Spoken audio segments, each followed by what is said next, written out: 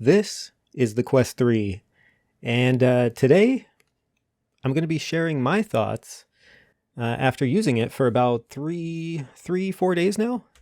So I'll have an in-depth review coming who knows when. This thing's going to be a little while before I get a full in-depth review because there's not enough, I think, AR applications and such to really make use of it and to understand it and it's to see its full capabilities. I just haven't used it enough to really understand what this thing is capable of and get deep in there. You know what I mean? So yeah, right now we're in the Quest 3 honeymoon phase and it is fantastic. I'm not gonna lie, I love it. It's this thing's great. Anyway, let's get in the review. I'm just, before I start just rambling, I will ramble. So this is going to be in the same format that I would do my review, but it's not going to be a review. So we're just going to go straight to it and we're going to separate it into each category. You could skip around in the description. I'm going to leave links there, and in the video you'll see the little timeline stamps, whatever they're called. So feel free to skip around. If we start with the displays, which is what most people start with, not the lenses. The lenses are fucking gorgeous, aren't they? We're going to talk about the displays, though, inside of the lenses, what you see inside of the lenses. And 2064 by 2208 is what I have written down per eye. So fancy. Separate displays. It's not a single display like the Quest 2 was, of course. And it does have a proper IPD adjustment now with this little dial you have here at the bottom. And it'll adjust your IPD as you just turn it. So really nice there. That's a really nice IPD slider. It does get tough to slide though on the edges. I mentioned that in my unboxing actually. So as far as the displays, see how I'm getting lost? So it does have proper IPD adjustment anyway for the displays. The PPD is 25 pixels per degree. The index, I have the index over here. Let me grab it. This is my index, and I just want to show you really quick before I'm getting lost again. Look at the size difference. I don't know if you could know, you might not be able to see it from that side. Let me flip it. Okay, I want you to focus here. Okay, this is where I want you to focus, where the forehead would meet the headset, and then look at the difference here in the sizes. Look at this. Do you see that? That's pretty good, huh? So the Quest 3, obviously, it's much. Actually, I didn't. There we go. I fucked up. I didn't have the field of view all the way, the knob turned back. That makes it smaller. Okay, now let's look at it, okay? That was all the way extended. So this is with the index all the way in, and I think I have them aligned pretty well at the top. So that's just to compare to the index anyway. It's just throw it back on the wall there. It's very narrow. It's very narrow, obviously, from here to here, and that brings the weight closer and it makes it feel so good. Okay, let's continue. So 25 pixel per degree, great. Love it. You could see everything so nice, so clear, sharp, crisp, perfect. Can you still see jaggies? Can you still see the pixels? Yes. Do you have to look for them? Yes. Are they better than the index? Yes. Are they better than the Quest? Yes. Are they better than, I don't know what else. Anyway, jaggies you could see, screen door effect you can see. Some people say they can't see it. Maybe they need glasses. I don't know. That could be a thing. I'm not trying to insult anybody, but maybe I either I have a bad headset or I don't know. I just I could see it. That's nothing will change my mind. The screen door effect is there. For those who say otherwise, I don't know. I wish I had their headset, I guess, because they have a headset where you don't see the screen door effect. But as from my understanding, the screen door effect is the black area between the pixels, right? And when things are magnified and whatever with these small displays through the lenses, sometimes you could see that black between the pixels. And the index is infamous for that, or is that the word infamous? Is famous for that, not infamous. Language, English, it's tough. So the index, you could see the screen door effect quite a bit, especially if you're looking at the sky or any, solid colored object or texture. You see that. It looks like it's called.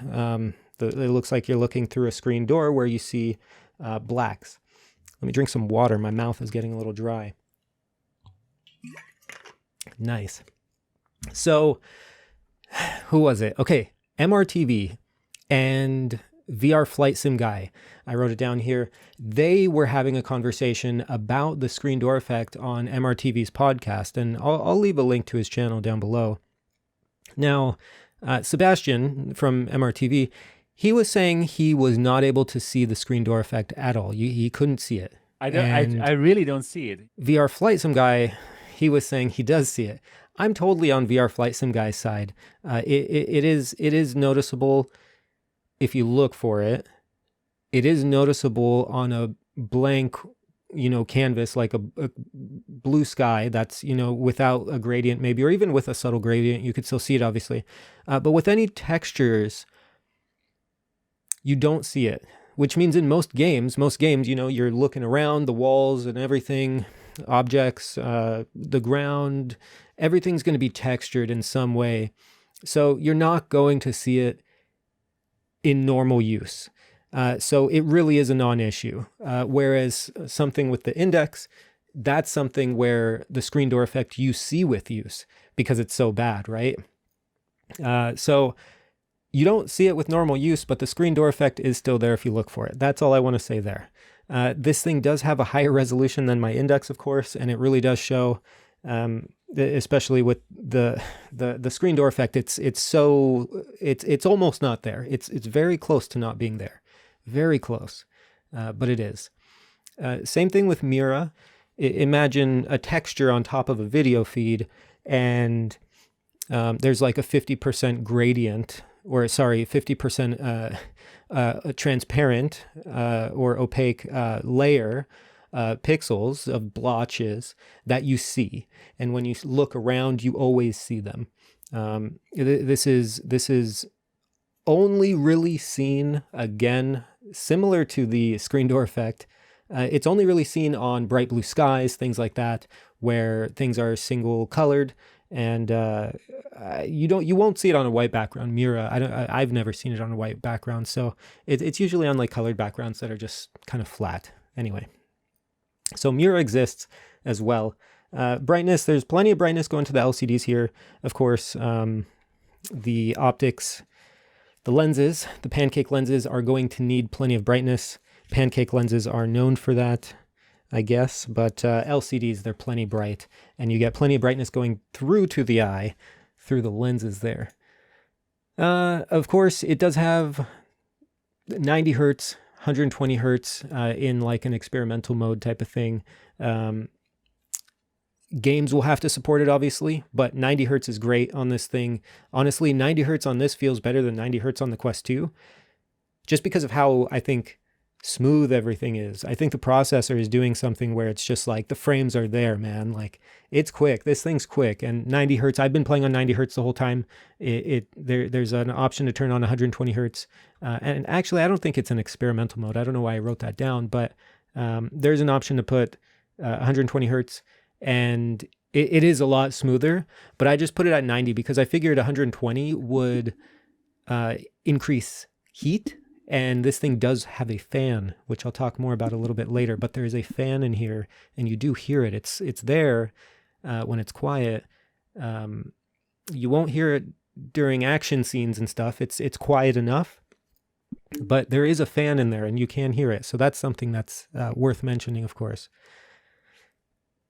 LCD panels in this thing are great, but I would love to see through these beautiful lenses. These lenses are the best thing about this device. They are freaking gorgeous. We're going 11 minutes in and we're still on just the displays, by the way. I need to speed things up. The lenses, through the lenses, man, I want to see OLEDs in there. So bad. So fucking bad. I want to see OLED panels in there, and this makes me excited, honestly. It makes me really excited for the big screen beyond. But I want to see OLEDs now through these. Look how big they are. They're massive lenses, and they're beautiful. They're edge-to-edge clarity. So let's talk about them. So the pancake lenses, of course, the sweet spot is, from what I understood, some people said the sweet spot you didn't really have to find anymore. Everywhere was the sweet spot, I heard someone say. I don't know who it was, but it doesn't matter. So the sweet spot, there is a sweet spot. It's larger than the index, way larger than the index. The index, you have to really find it. This thing you could just put on. 9 out of 10 times you're going to be in that sweet spot, and you don't have to adjust the headset. The only time you would adjust it is for comfort and not to find the sweet spot. So on the very top of the lenses here, if the headset is sitting a little bit low on your face, I found out you have blurriness if you look through the top of the lens. So you have to have the lens really high, actually, on your eye. If this was the lens, right? If the lenses were here, and this would be blurry, this would be about where I want it. So your eyes, typically speaking, with the index, it's very similar, where your eyes kind of, it looks better sitting on the bottom half of the lens. And I feel no different with these. So there is that sweet spot where you have to have it sit properly. But the edge-to-edge clarity is... Look around the room, right? Look at your monitor, turn your head sideways, whatever, your phone. Put your phone at the corner of your eye. You know how you could just look at it and see and read your phone still? I could look at my monitor from this angle and still read it. You could do the same thing in the Quest 3. These lenses are that good. If text is way over here, way at your peripheral, at the very edge of the display, you could still read the text. It is amazing. It's just, I have no words beyond that. It's amazing. And I want these this is the new standard lens in every VR display. I want these lenses or something similar. Can we get better though? Yes. There is a little bit of what I would call a glare. Not God ray. God rays are what bleeds off of things, neon signs and stuff. It would be more of a glare, kind of like a reflection back at the lens, right? And it's very, very subtle. It's there, but it's subtle. There is something else, though, and it's kind of hard to explain. Let me take a moment and just try to find... So, for those who have had glare experiences in VR, how you see it's kind of like a little blob that's blurry. It might be colored in a certain way, whatever. And typically it'll move with the light source that's causing it. So it'll move around the lens, this little blob. And it's usually around the edges and whatever, and it kind of goes around. So, and it's just very blurry and whatever. It might be blue or whatever color, white or... So what it sometimes feels like in the Quest 3 is that I'm looking, imagine that little blob, that glare, right? Imagine you increase the size of that across the entire, like 90% of the lens, most of it, 90% of it, you increase that glare, and then you turn down its like, you make it more transparent. Sorry, I'm trying to find words. So it kind of looks like that when you're looking through the Quest 3 sometimes to me, where there's just this kind of haze over the lens. Maybe a haze is a better term than the glare analogy, but that's kind of what it feels like to me looking through the Quest 3. Now, is it a deal breaker? Absolutely not. No. But I feel like I'm looking through something sometimes. I feel like I'm looking through some type of... Things are still super clear, don't get me wrong, but I feel like sometimes I'm looking through kind of a haze filter or something. Anyway, I thought I'd point that out. It's not a big deal at all, but it's something I've picked up on. It's very subtle though. But as far as glare, there is a little bit of glare as well. It's very, very subtle though as well. let's see here. So I actually read that the panels are not straight across. The panels are actually tilted, which makes the pixels tilt. I actually think they're outward tilted. So what this does is it makes the pixels on each display kind of at an angle, diagonal. And this can be seen when you're looking at any object or thing that has a flat top, right? So if it has a flat surface on the top, those pixels should line up perfectly, and you shouldn't have any aliasing effects or anything like that. But with the way that the lenses in the Quest 3 are set up, with them tilted, if you're looking at something flat like that, you see those pixels kind of like, you know, going up like that, because that's the way that the pixels are lined out. So it's just a little something to get used to. It's a little different looking in there. And when you do see those pixels, which you do, they're visible. They're very tiny, but they're there. They're sideways. So it's kind of weird. It's kind of neat though. I do like it. They're kind of diamond shaped in a way rather than square. So it's kind of interesting. If we talk about FOV, field of view through the lenses, I haven't, in the full review, I'll do it. I haven't done a field of view test yet. They claim 110 degrees. It feels like 110 degrees. My index, I get 109 degrees I've measured on this app. And maybe I'll write it in the comments or description. I'll do a test. I don't want to do it now because I'm already recording. But it feels very similar to the index. Anyway, so the 110 degree claim, it feels accurate. The field of view is fantastic. No issues there. Way better than the Quest 2. The Quest 2, you're literally looking through binoculars, at least for my face shape. I was looking through binoculars. Like, this was it for me. If you do this, that's what I was seeing through the Quest 2. And it was ridiculous. But it was VR, and it's cool, you know, it's still really cool. But after using the index, having that field of view is amazing. And binoculars, they're not fun. They're not fun. No one wants to go in VR and look through binoculars, you know? So anyway, unless you're playing a hunting game. I'll have a review soon of a hunting game. So let's move on to the comfort side of things. Okay. I just got like a nasty taste in my mouth after talking about or thinking about comfort with this thing. It is so bad. This top strap, I don't know where to start. These things are made on purpose. I am convinced that these two clips here that hold these in place are made on purpose to be uncomfortable. I don't know why else they would be so damn hard. These could be like any other material, but they chose this hard fucking, sorry for swearing, but like a plastic. It's hard. It hurts. So what happens is when you're wearing this, you make it the size of your head, you make it a little bit looser, right? You put the strap on, whatever, and then you tighten it to a point where it's comfortable and it's holding the headset in place, right? As soon as you start loosening this strap, the headset moves around and wiggles around. That's not good. So you needed a certain tightness to keep the headset on your face, especially if you're moving around a lot.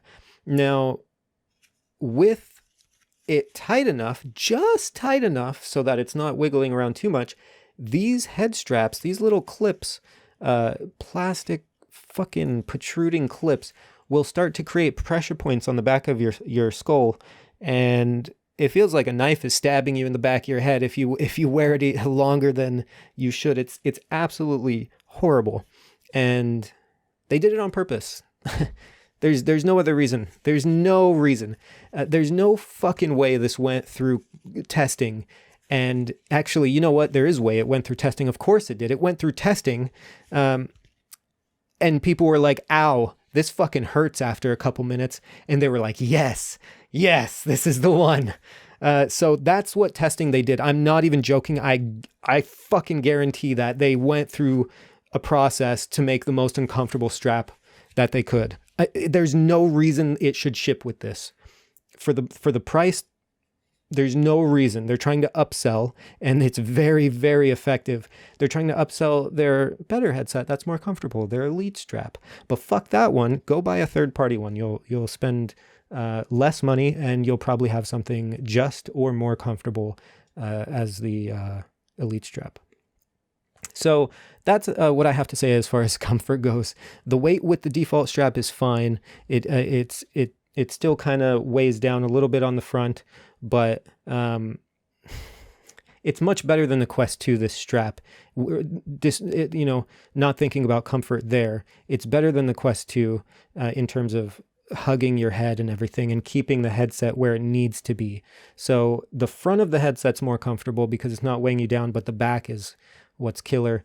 And get a third-party strap for sure. The IPD, again, we talked about that already. The material on the gasket, the face gasket, is kind of this, I don't know what you would call that.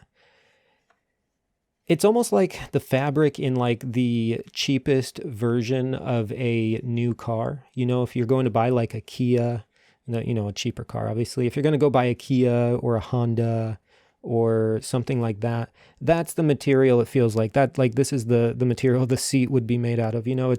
It's not super soft, and it actually is pretty scratchy. Is it nicer than the Quest 2? Yes, it's way nicer, but eventually I'll want to get another face gasket. It's this material is just too scratchy for my face. As you can see my face, I have blemishes and stuff. I have hypersensitive skin, and this isn't from the Quest 3, my face. That's just eczema on my face. The winter months, my skin gets super dry. But it does make it worse. It makes it more scratchy. And anyway, this isn't good for my face. And people who have sensitive skin, I would advise getting a better, more comfortable gasket. So, build quality. If we move on to that subject really briefly, it's great. It's all plastic, of course. Very similar, probably the same plastics from the Quest 2. It feels really good, though. I love the design here. If you look here, this little cutout, I don't know if you can see that, is actually designed to release the heat from the top, because there is the fan in there. It blows the heat out. So that's really well designed. And we'll talk about the audio. We'll get in there. But the audio cutouts, there's one on the bottom, and there's one audio cutout on the top.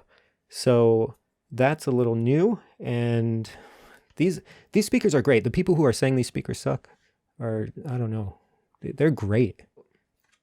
I actually, we're gonna pop off the face gasket, please. Okay, this side. Yeah. Okay, I feel like I'm gonna break it every time. So I did this in my, you hear that? I did this in my unboxing. Okay. Now, I just want to talk about this. This is the face gasket, and I asked the question, right? Because you could move it. That's like your eye relief, or if you're wearing glasses, that's how you would get it further away from your face, the lenses, by doing this, right? You just bring it up and down. So I asked the question in the unboxing to myself, will you hear this? Because it slides out, you hear it, okay? You hear it when you move it here. But when you're wearing the headset, no, you don't hear it at all, actually. There's no sound. How do I get this back on? Ah. Okay. So to put this back on, you just obviously snap one side in, snap the other side in, and I think there's two more on the bottom. Or there's one on the bottom. Yeah, maybe one. I don't know. You just press it and it clicks in. It's really cheap, cheaply made, obviously, for cost, and it feels cheap when you're trying to put that back on. So build quality there, I think they could do better with the face gasket itself. I think they should have switched to a magnetic function or feature, kind of like the Index. We'll grab this really quick and I'll just show you that. This is the face gasket on the Index, right? And most other higher end or PCVR headsets will just have a quick in and out with a couple of magnets. Seriously, like there's 4 magnets here and it just pops in and out easy. I don't know why they didn't do that. I think that would be a huge, huge upgrade. Magnets are cheap. Just buy some fucking magnets, you know? Yeah, anyway. I guess molding the magnets in would cost more money. Who knows? Anyway. Moving on from build quality, let's talk about the battery life. The battery life sucks. We know that. It's not great. You need a external battery, which I have. So I haven't used this forever, but I have it just lying around. So we're using it now. Now, talking about comfort earlier, we're talking about battery now. Why are we mixing the two together? Because if you put the battery, if you have a similar size battery that can squeeze in this little gap here between the back of the head strap, you could see here. If you could squeeze a battery in there, what happens is when you put it on, remember those two clips that I was talking about? Well, if you don't remember and you skip to this section, now you're going to go and watch the comfort section. So if we put the headset on now, you could see the batteries in the back. Whoops. And what the battery actually does is it pushes itself forward enough so that your head is touching the battery and not these two clips. And unsurprisingly, hitting the back of your head with a battery, having that battery, let's just remove it, having this battery on the back of your head anyway, constantly there, is a lot more comfortable than having these two clips on the back of your head, because these clips are much more narrow, and it kind of like pierces in and digs in more. So the battery's much more comfortable there. So it works kind of as a dual purpose. The battery being there increases comfort, and then it gives you an external battery because the headset itself only lasts about, I don't know. I felt like with pass-through on, I was messing around with pass-through the first day or two constantly. I felt like with pass-through on, it felt like an hour and a half. Honestly, it didn't feel long. 2 hours would be a stretch. If it did last 2 hours, it was like 2 hours on the nose. Yeah, battery life definitely could be better. But, you know, you get an external battery, external head strap, and then it has a battery pack on the back. And you know what that does? It actually works as a counterweight to help balance the headset so that the front isn't as heavy anymore and you have a nice balanced design. My index, as heavy as this headset already is, I actually got a 200-gram counterweight on the back to do just that. This isn't, you know, I could replace this with a battery, but this is a PCVR headset. So I just got a counterweight, and this is beautiful. It helps a lot with comfort. So that being said, selling the Elite strap or something else, again, because these just aren't comfortable. So go do that. Moving on to audio.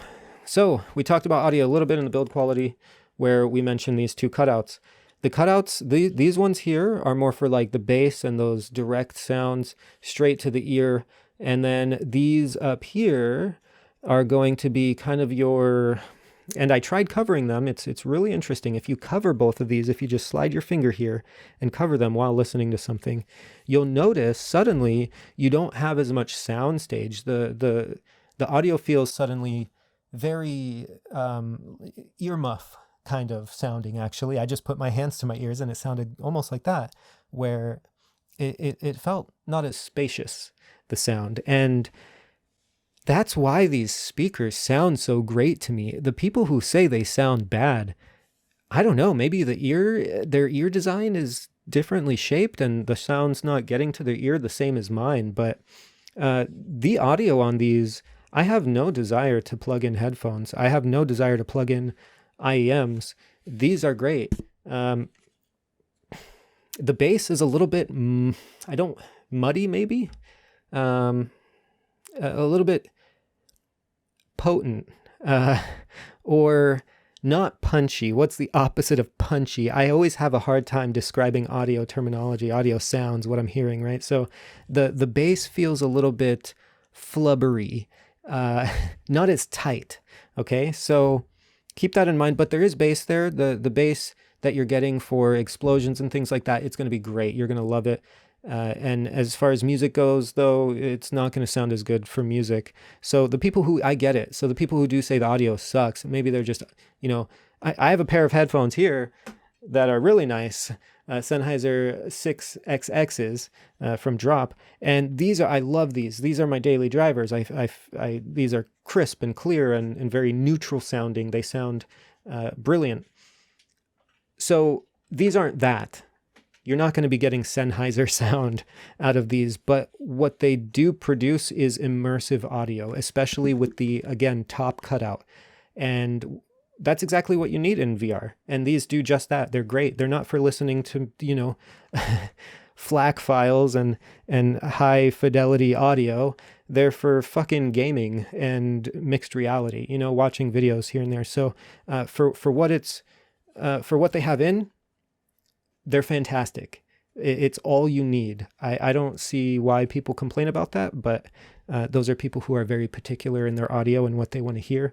And at that point, they're probably always going to want their headphone on their ear anyway, because it's what they're used to and what they want. So for complete like audiophiles or audio people, yeah, these aren't great in that sense, but they're great for what they're meant for. There is a 3.5 millimeter headphone slot right on the side. So for you people who need it, there you go. Really easy to just plug in headphones there. It's not a 1/4-inch jack, sorry, but there is a 3.5. I hope that will suffice for you guys there. As far as the mic goes, we'll do a mic overlay in post. So we'll do that right now. Let me know how it sounds. All right, this is going to be how the Quest 3 sounds. I'm really just taking up time at this point to talk while Corey, from my past, takes a moment to drink some water. He's about to say, this obviously isn't the best, blah, blah, blah. Anyway, gotta go. All right, so that's how the mic sounds. It's not going to be the best, obviously, but it gets the point across, right? If you're trying to say something, it works. And I think that's all that matters. Can they do better? I think so. Controllers. I think this is the right way, right? Yeah. So the controllers are fantastic. I love them. They are, they feel great. The haptic feedback, we'll talk about that first really quick. The haptic feedback, someone said it feels like the PlayStation controllers, PS5 controllers, I guess. The new ones anyway. And I've never felt those controllers. I always wanted to, but if this is how they feel, then it feels great. Apparently they have a different type of motor in here. It's not one of those motors that spin for haptics. Someone's faucet just turned on, whatever that sound was. So it's not going to be one of those little spinny boys. It's actually, I think, an audio driver, similar to how a bass shaker would work for people who are into like sim racing or knows what that even is. So it's similar to a bass shaker where it's kind of going to be a driver, an audio driver that pulses, and that will give you that rumbling effect. And it's great. I've never felt that before in controllers, but I do like it. It's honestly, it's heaps and bounds better than any other haptic feedback controller that I've felt in my lifetime. So Xbox controllers and stuff like that. This is new technology. That's great. I love it. New technology to Oculus anyway, or Meta, sorry. For their controllers. So good step forward there. I do enjoy. Are these haptics in the Pro controllers? I'm not sure. I don't think they are. For the Quest Pro. Anyway, they claim a 2-stage trigger. What they mean by that is it's not a physical 2-stage trigger. What they mean by that is it just gives you a little bit of like haptic in the controller when you get to a certain point, and it emulates a two-stage trigger. There's no click at the end. You're still, it feels the same as the Quest 2 controller in that regard. So I don't know why they mentioned 2-stage trigger, but yeah, it has to do with haptics anyway. It's not a true 2-stage trigger. The battery, I don't know why I said that weird. Battery compartment, much better. Look at this. Wait. It needs to be dramatic. Haha. So it just pops off. There's a little button on the side and it pops out rather than having to do that weird, like you have to, get grip with your thumbs to try to slide it out. So you just press a little button, it pops out, and you have the little battery in there. The battery life lasts just as long as the Quest 2 batteries, so no issue there. They last very long. Actually, in fact, after the 3rd day of me owning the Quest 2, or sorry, Quest 3, I checked the battery in the headset. It gives you the battery percentage. It's still at 100%. So that's after 3 days of using it a lot. I think I charged this thing probably like 10 times by now, I'm assuming. So I've been using it quite a bit, just laying down and enjoying it. So yeah, controllers are super comfortable. The buttons on the side and the trigger, they're very well dampened, something similar that you would get in the Quest 2. I will mention though, the right trigger for me with right away, sorry, I'm getting distracted. It's squeaky. I don't know if you could hear that.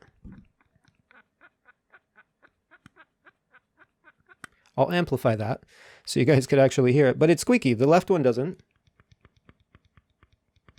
That's how it should sound.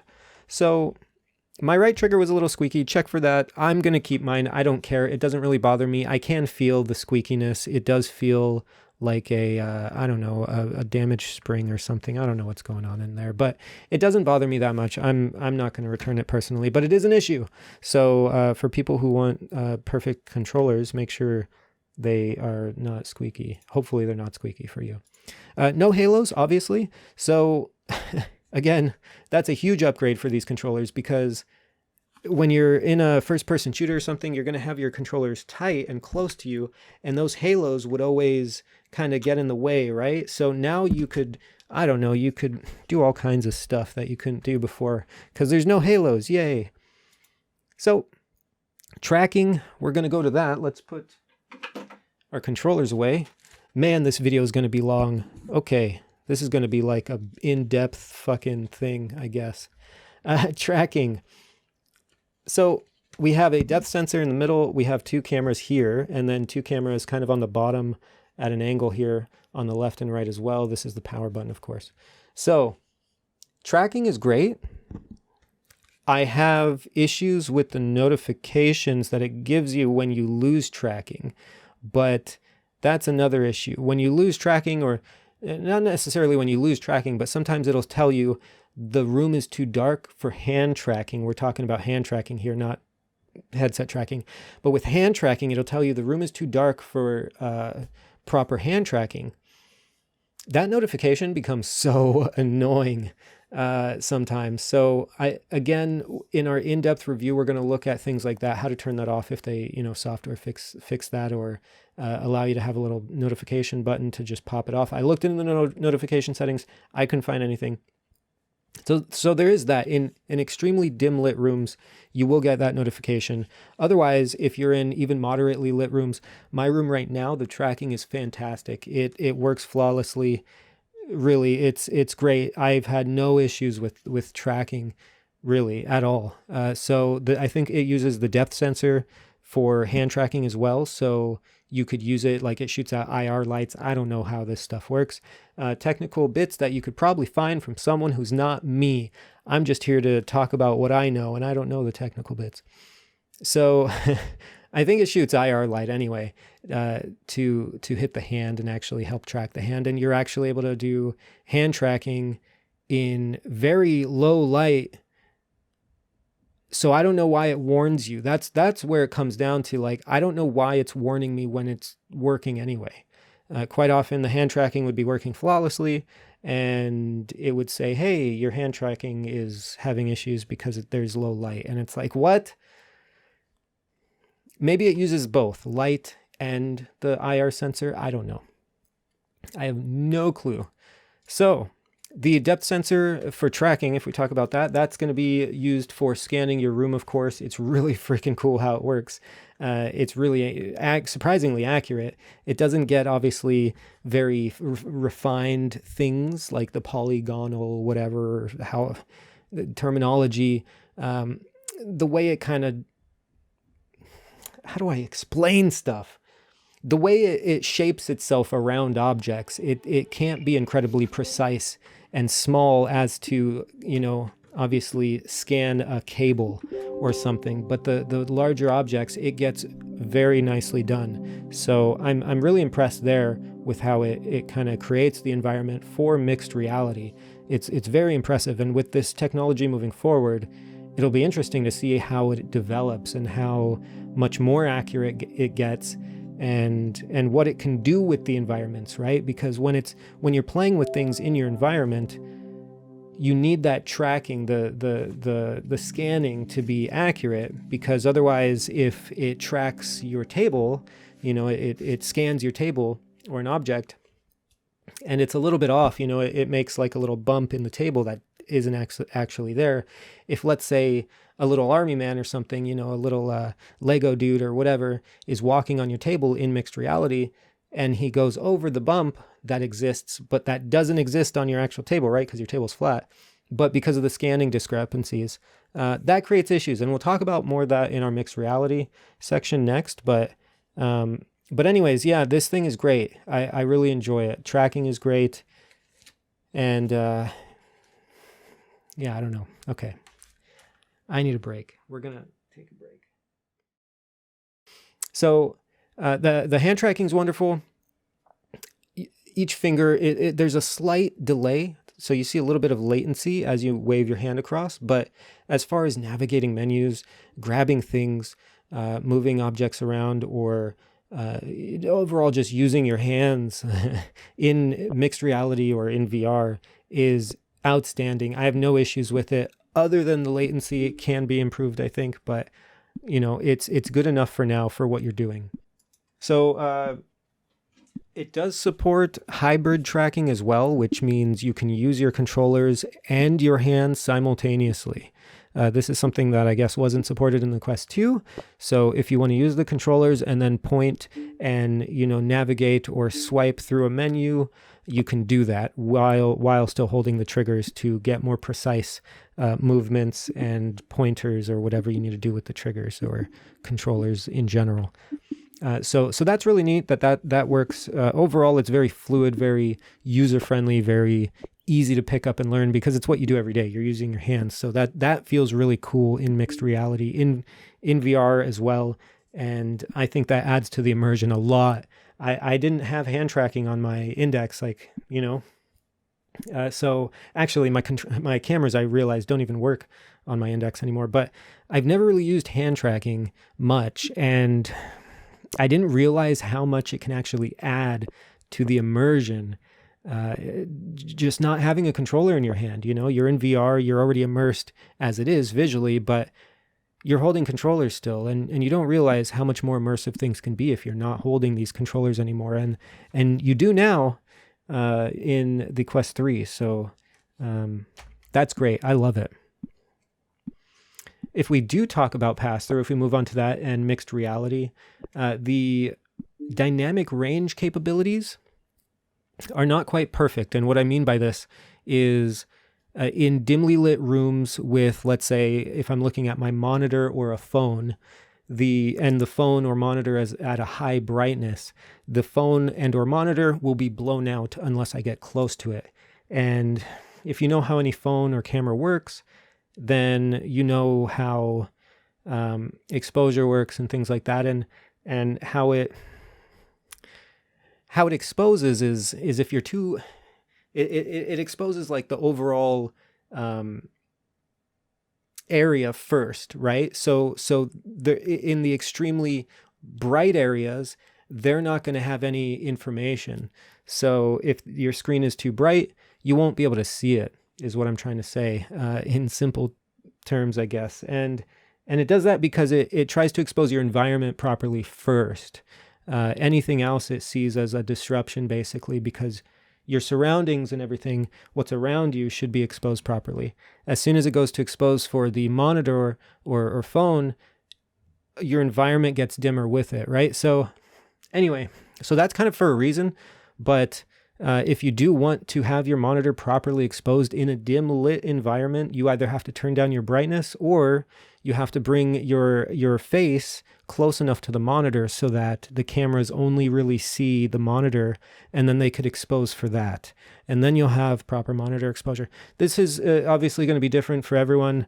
I've noticed it in my headset, obviously, when looking at my monitor here, but it's only when the monitor is bright. If I turn down my monitor's brightness, which I usually do if I'm in a dim lit environment anyway, it'll be fine. And I could read my monitor just fine if the text is big enough.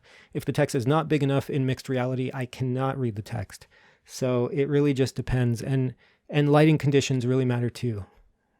As you know, with cameras, if you try to use any camera in a low light environment, it's not going to have proper exposure. So this is really a limitation to the sensors on the cameras and technology there. So as that gets better, that will be great, because then mixed reality will be much more viable. But it's a sensor issue with the cameras themselves. But yeah, mixed reality is absolutely awesome. I loved it to death. I can't, it's hard.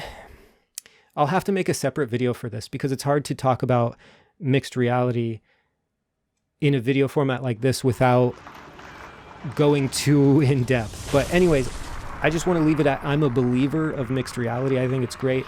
Some people said they got nauseous or motion sickness or whatever from the area around you, because it's not perfect. It kind of like distorts sometimes and will be a little wobbly maybe. I didn't really have an issue with that. I don't know. Everyone has a different threshold. I didn't feel sick from that. And when those things are refined, which they will be with maybe not the Quest 3, but with future iterations, it makes me really excited for mixed reality, because it has so much potential. It's way cooler than I thought. It's not like a honeymoon thing. I think this well, I can't say it's not a honeymoon thing, can I? Because I'm not out of the honeymoon phase. So let's leave it at that anyway. Mixed reality is freaking amazing. And I think it will be really cool moving forward, especially with things like the Xbox cloud gaming. I think that's really neat. You could just sit, with an Xbox controller and have a huge screen in front of you with pass-through, so you could still see your environment, your surroundings. If you're at home and you have a family and you have a baby and you need to take care of your baby, you being in VR doesn't mean you can't see anymore. So having pass-through is incredible, because you could still see what's around you and take care of things in your home or whatever, while still entertaining yourself and being, isolated yourself in mixed reality. So that's kind of cool. I'm looking forward to the future anyway with mixed reality.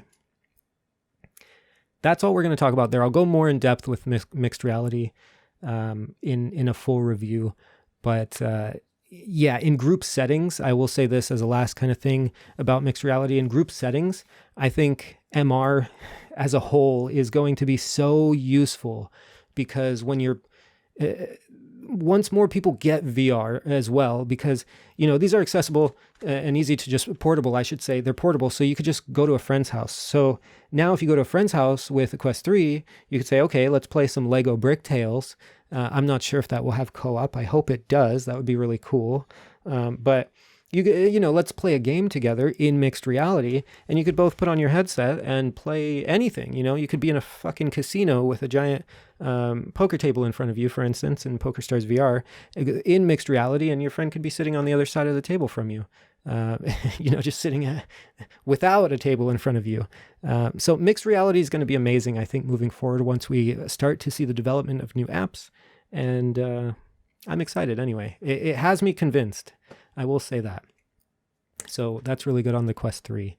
We're maybe not really good, but we're getting there. If we talk about the PCVR side of things, AirLink and Virtual Desktop. Now, I haven't used Virtual Desktop, but I will say this is my first time using AirLink, and I am pleasantly surprised. I've had an index for the past three years, and I haven't had a reason to not use my index until now. I want to play PCVR more now that I have the Quest 3.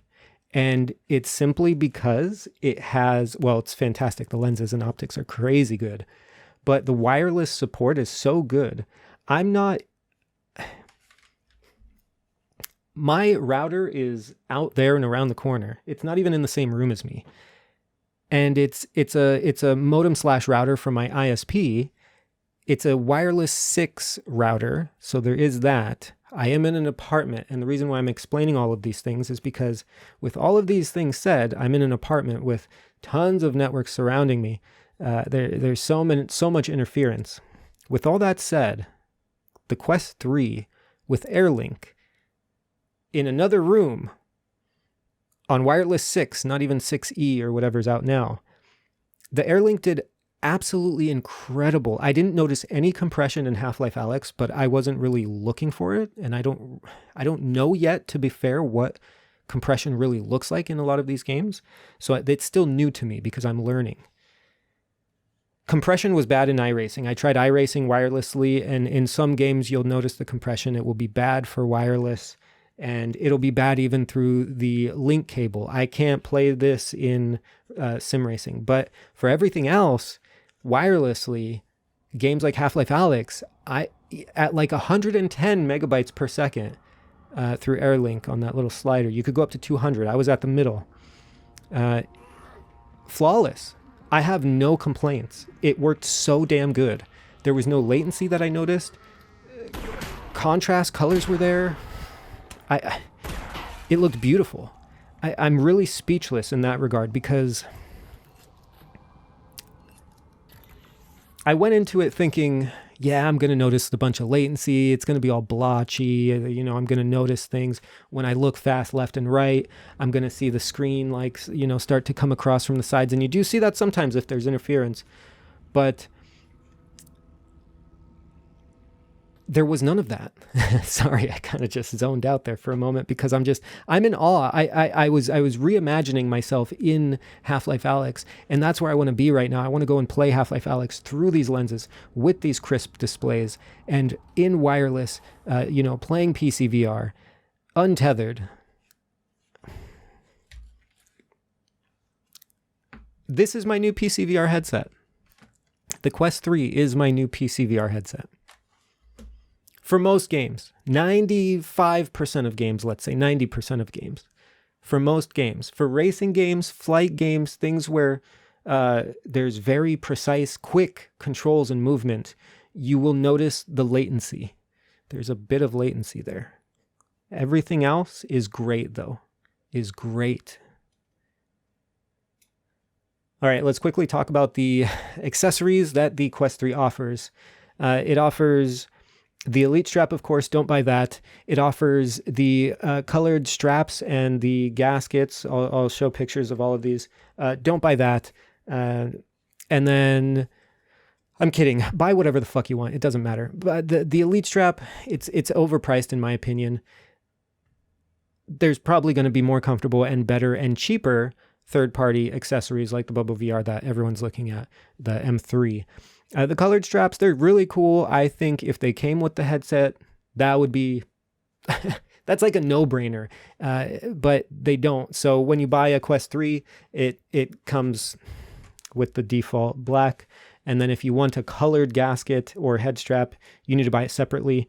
For the people who do buy it, they are rich. If anyone owns one of those colored head straps, I will look at them as having money, being wealthy, and having a ton of expendable income because, for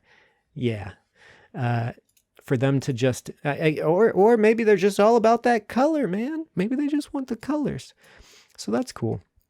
The charging dock is another accessory that you could buy, and it's just to charge the headset if you set it down. So it has little, right here, you could see little, I said they were magnetic things, but maybe they're not magnetic, but they're just little exposed pieces of metal that you could set down on a thing and it charges it, and woo, cool.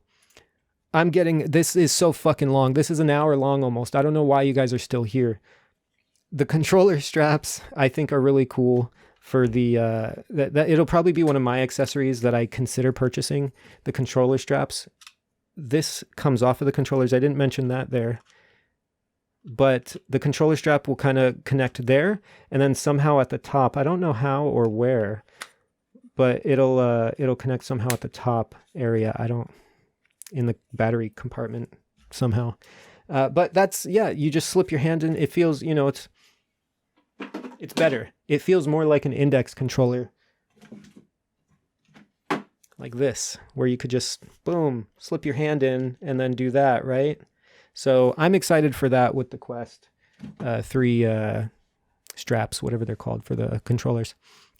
And then there's a carrying case, but people created a carrying case out of the box.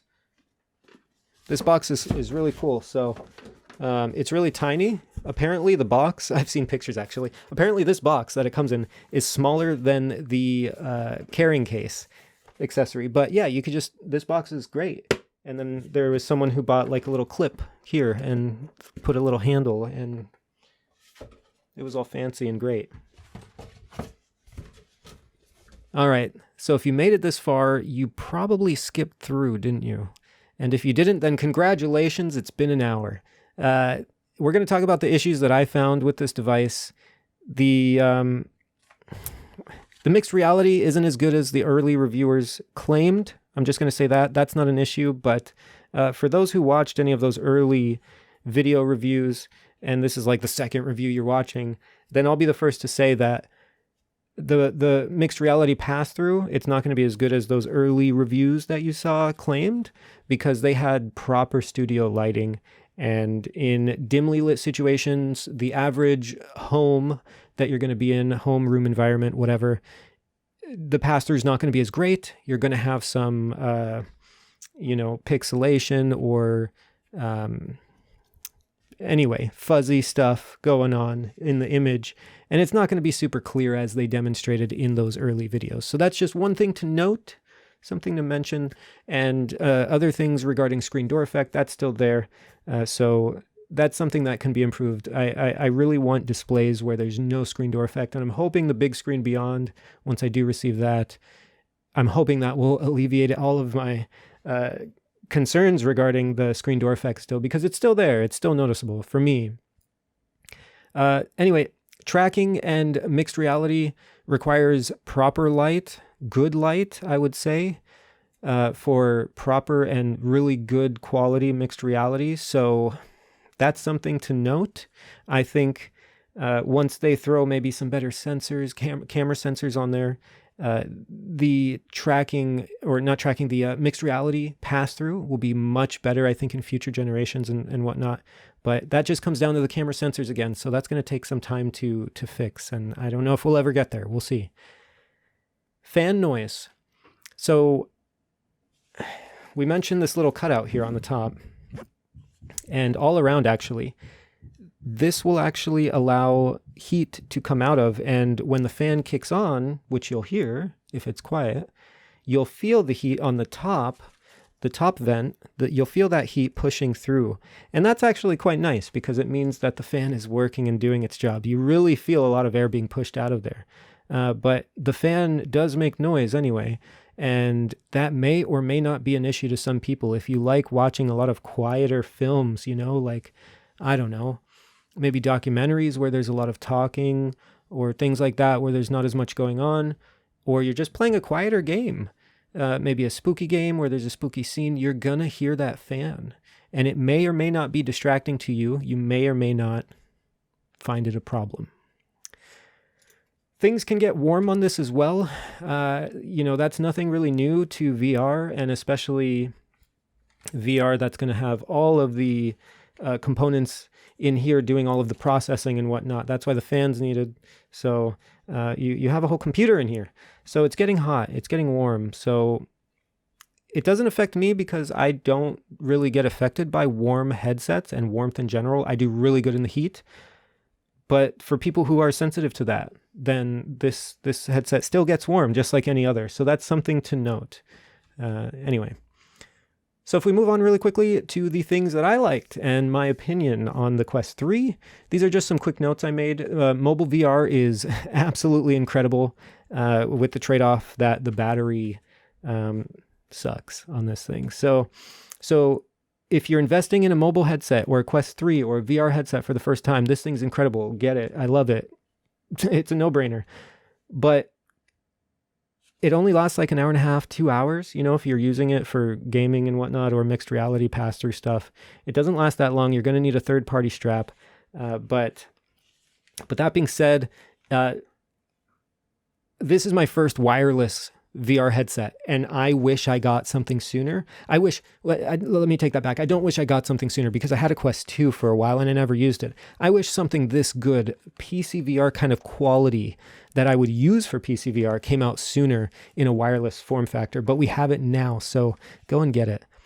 Pass through also in your VR home space is incredible.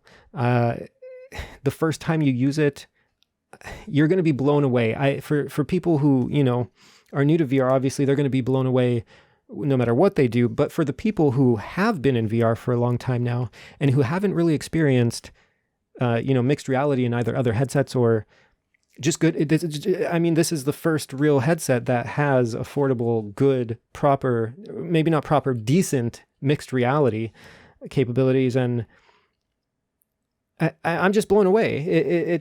I just remembered there's this touch feature where when you're wearing the headset, if you're in a fully VR immersed space, if you're playing Beat Saber and it's all Beat Saber around you, what you can do if you want to see your environment really quick, you just do that. You double tap the headset on the side. Anywhere is fine. I don't know if there's a sensor there or how that works, but anyway, you double tap and it, boom, brings you into pass-through mode where it takes you out of Beat Saber and suddenly you could see everything around you. And it's just so good. I'll talk in another video about mixed reality again, but that feels so damn good. It's something that I didn't expect I would enjoy so much. Being in pass-through, being in mixed reality. I didn't think I would enjoy that as much as I do. I was mainly getting this headset for the lenses, for the better resolution, and that's it. And once I saw that look at this little, that's a beautiful area for those lenses. Look how nice that area is. So I'm surprised with mixed reality. It's great. I think something I'm just going to say, I think we're going to see a lot more people walking around with VR on their face now, especially with pass-through, right? I think we're going to see a lot more people with this on their heads in airports, traveling, things like that on cruise ships and whatnot. It's going to be fun, I think, seeing people just walking around with these VR headsets. Everyone else who doesn't know what's going on, they're going to lose their fucking minds. So that'll be interesting. Next, amazing for people wanting an optical upgrade from the Quest 2. So if you're coming from any other headset, really, this is going to be great. Those who want mixed reality, obviously, it's going to be great. As far as apps and games go, you're not missing anything now, really. In the future, AR, things like that are going to be much better. But right now, there's not a whole lot to do, just because the development for it hasn't really been there, it seems. They didn't really, we're not getting any new big games. Assassin's Creed is coming in the future. Lego Brick Tales for the AR is coming in the future. Every developer currently who has a game on the marketplace, they're rushing, There's been a select few who already have their game updated for the Quest 3, but most developers are rushing right now to improve their game for the Quest 3. So there's no rush to buy the headset now, but as time goes on, I think there's going to be so much more to do in mixed reality, and there's going to be so much more Quest 3 support from all of the other games. So that's what I'm excited for in the upcoming weeks, upcoming months. We're going to really see where this headset will take us, especially with mixed reality. I'm excited for that. Sorry for the banging you might hear every once in a while, by the way. They're doing some work outside. For the price, I think it's fantastic. You have the 128 gigabyte model, which I bought. I don't think you need any more than that. I've only used I think 28 gigs. I think I have 100 gigs of free storage on it, but I haven't really installed many games. I have a few, but nothing crazy. I think, 128 will be fine if you're okay uninstalling, reinstalling games if you need it, especially if you have unlimited and fast networks. But the 512 gigabyte model, that'll be good if you're storing a lot of video files on it, things like that, and you're using it more for a an entertainment headset for watching movies and shows if you're going that route. Otherwise, yeah, if you just never want to uninstall stuff and you play a lot of different games. For glasses wearers also, this is amazing. I think the little sliders here that allow you to push this in and out, the gasket, it's so good. It could be better, right? Because it could be not as tedious, but it works so well that I think you may not even need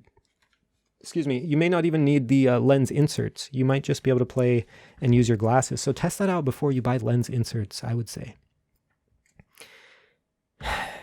We're finally done. I'm over an hour now. This is so stupid. I need to do better. In closing, so let's sum it up here. Do you want to buy this headset? If the answer is yes, buy the fucking headset.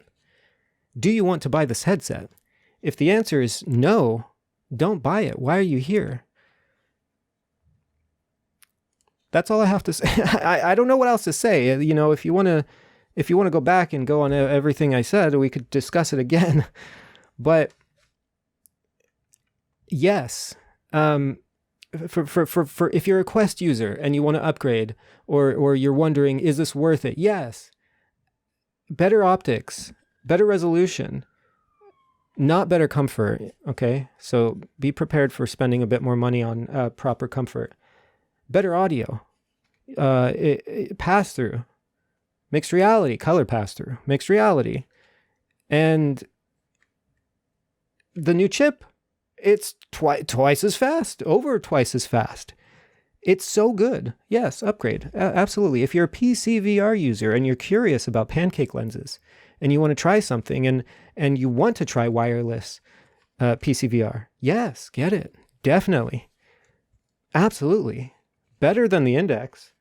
It's probably going to be better than a Reverb G2 clarity-wise and things like that. But, you know, if you're playing a simulator, right, you're going to stick to PCVR dedicated headsets because they have lower latency. But if you're playing games more casually, not in a competitive situation, or if, you know, you're playing games, you know, anyway, where you won't notice the latency, this is great. Like I said, I'm going to be using this as my primary PCVR headset for every game except for a select few. 90% of my games I'm going to be playing on this thing from here on out. So get it.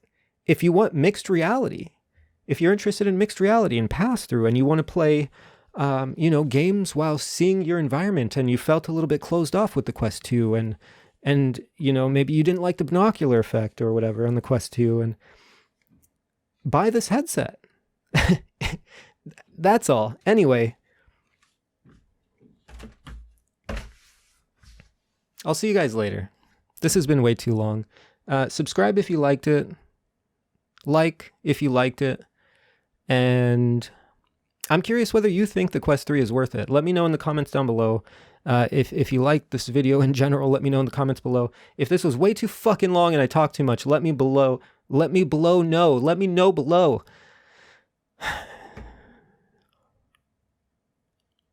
I'm excited for the Quest 3, obviously. So that's my thoughts. Take care, guys. Bye, bye, bye.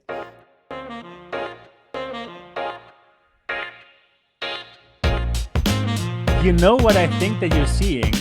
I think you're seeing a low resolution. You're seeing a low resolution from the games, but that's not screen door effect. That's what I think that you're seeing. No.